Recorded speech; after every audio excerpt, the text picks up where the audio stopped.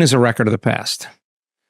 The brain is a reflection of everything in your environment that's known to you. It's an artifact.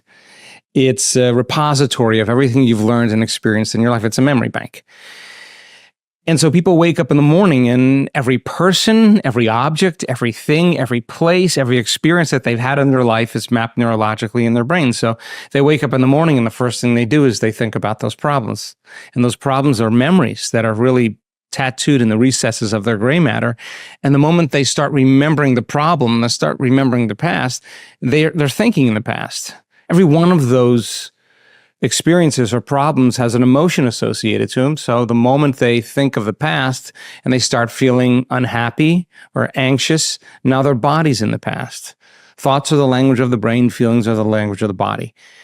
Thought and feeling, an image and an emotion, a stimulus and response, and you're conditioning the body emotionally into the familiar past. And the body's so objective, as I said, doesn't know the difference between the real life experience and the one that you're imagining. The body's actually believing it's living in the environment where that problem is actually existing in the present moment.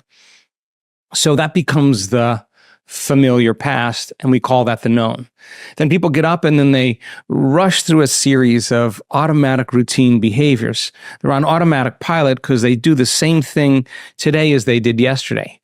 And a habit is a redundant set of automatic, unconscious thoughts, behaviors, and emotions that's acquired through repetition.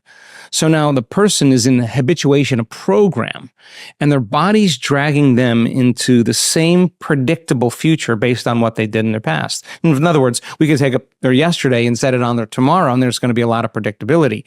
So if you can predict something, then that's the known too. So the familiar past is the known, the predictable future is the known. There's only one place left where the unknown exists, and that's the sweet spot of the generous present moment. And so we teach people how to master the moment, how to master their attention. And where you place your attention is where you place your energy. And paying attention is being present. And you know when someone's paying attention to you because they're present with you. And you know when they're present with you because they're paying attention to you. Well, it's the exact same thing. So you're sitting with your eyes closed and you start thinking, how long is this going to go? I got a lot of things to do. Oh, God, I got to think about that place I got to go to and meet that person. I got another meeting over there. And now your brain is actually defaulting and going to that predictable future. We discovered that you're not a bad meditator actually at all. This is actually how you do meditate. You become conscious that you've gone unconscious in your predictable future and you return your attention back to the present moment. That's a victory. Okay, so then your body says, hey, it's been about an hour. You usually get pretty judgmental around this time. You get in traffic, you get really angry, and you're sitting in a meditation, and all of a sudden you start feeling aroused and impatient and frustrated. And most people think, oh, well, that means I can't meditate. Well, actually, your body's used to being stimulated from something outside of itself. You settle the body back down into the present moment and you tell it it's no longer the mind, you're the mind. Do this enough times and train the body to be in the present moment, to be in the unknown. There'll come a moment where the body is no longer the mind. The servant's no longer the master, you're the mind. And when that occurs, there's this tremendous liberation of energy that takes place in the body. The body's going from particle to wave. It's going from matter to energy. The body's being freed from the chains of the past or the predictable future. And we discover energy actually kind of moves right into a person's heart. And they start feeling really grateful to be in the present moment instead of being in the unknown and trying to predict the next moment. So it's a practice, and if you practice it on a regular basis, we discovered you can get really good at being in the unknown and going against thousands of years of programming that says the unknown is a dangerous and a scary place. There's better chances of survival if you run from the unknown than you embrace it. So you put the person, they keep relaxing into the unknown, and sooner or later they realize nothing bad is happening in the unknown, and they just start relaxing and expanding. And there's just a host of biological changes that begin to take place. So I think you can make that a skill or a habit.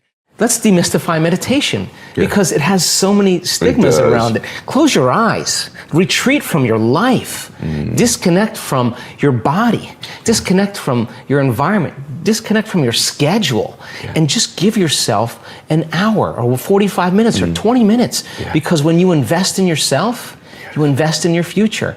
And when you believe in yourself, you believe in possibilities. And when you believe in possibilities, you believe in yourself. And if you don't believe in possibilities, then you don't believe in yourself. And you don't believe in yourself, you don't believe in possibilities. So but if you have a community, a living organism, where it's becoming the new normal, and you want to join that living organism, and you want to be a part of that, and every stride you make feeds the living organism. Every stride, every effort you make to connect is amazing, because that which we are seeking is seeking us. It's not like it matches our efforts. And so then when people have that uncompromising will, the same way that they go shopping for a dress or a pair of earrings or go to the gym and work out, with the same intensity, with the same passion, come up against themselves and just say, when the body's given everything it has, it's when you say,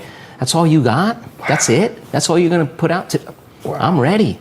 And so then when you start overcoming that, the side effect of it is that all of a sudden you're happy for no reason. And you're less seduced in believing that you need something outside of you to make you feel better.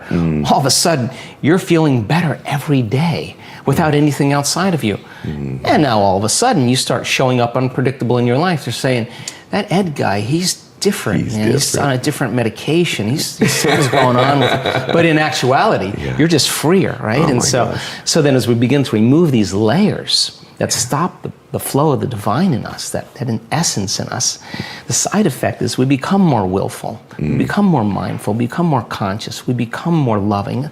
It's its nature, you know. It becomes who we are. At the end of the day, if you really wanted to be wealthy, say, how did I do today? Did I make the right choices? Was I ethical? Was I purpose-driven? Was I interested in making a difference? Was I fair? Was I tempered? Did I really think before I spoke? What did I remember reading about that book, about that person that did it? How'd I do? And if you said, when did I fall from grace? When did I lose it? Okay, I want that opportunity again. I want another shot at that. And I'm going in this way. What would love do in this situation? What would greatness do? And now you evolve your experience, and somehow there's a door. There's an opening, something shifts, something changes. And now, here we go, we climb another ladder. And then all of a sudden, there's another challenge. And then people who finally arrive at their abundance, they could care less if they're abundant. They're already knowing that they've earned the right for it. So there's sometimes a shortcut in the process if we really learn and we really get it. But the trial and error is so important, because not only is the person earning the right to be wealthy, but they're earning the right to live in worthiness, worthy to receive. Like, hey, people come to our work all the time for a lot of reasons, and one of the common reasons is they want to get healthy. And because they're dealing with a very serious health condition.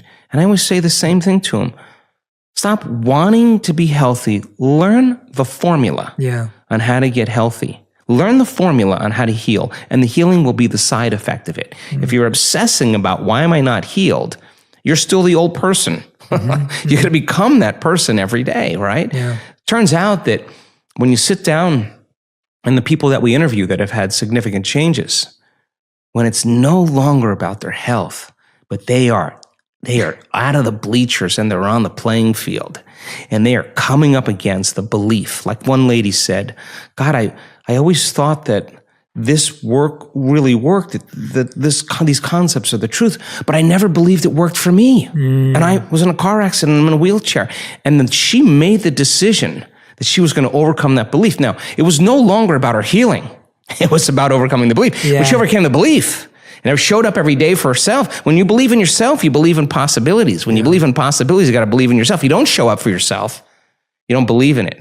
And that's why people don't do the work. I mean, if you believe that your thoughts create a reality, you would show up every day and create. And so a lot of people believe in their past more than they believe in their future. A lot of people fall in love or more in love with their past or romance their past instead of romance their future or love their future. It's that simple. So the initiation process of life is always going to be there. You're always going to be challenged. If you want to be a master, well, then you better learn how to heal someone else. And you're going to fail a lot of times. And if you think that you're a failure, then you'll quit. But if you feel like you just didn't quite ding it yet, and you show up again to just ding it, and you keep evolving your experience and go deeper. How much more can I open my heart? How much more can I surrender into this infinite field?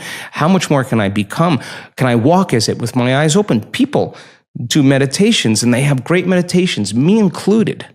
And then you get up, you open your eyes, and you're back in the program. And people want to know why they haven't healed. And we have testimonies of people, they're speaking the truth. They said, my MS, my rheumatoid, and my lupus never went away.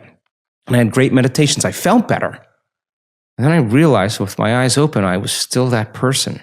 And now, next level. They're in the game, they're catching themselves, they're catching how they speak, they're watching how they think. They're not letting their body fall in the same emotional state to put them in the same past experience that the body's believing in. Now, this is the great part. And when a person finally breaks through from the chains, and there's a different consciousness, a freedom that happens, they look back at their past. They want to change one thing in their past because it brought them to that present moment. That's the past no longer existing. That's the freedom. So is it worth the effort? Yeah, it's no longer about healing. It's no longer about abundance. It's about who you're becoming, right? Yeah. That's what it's about.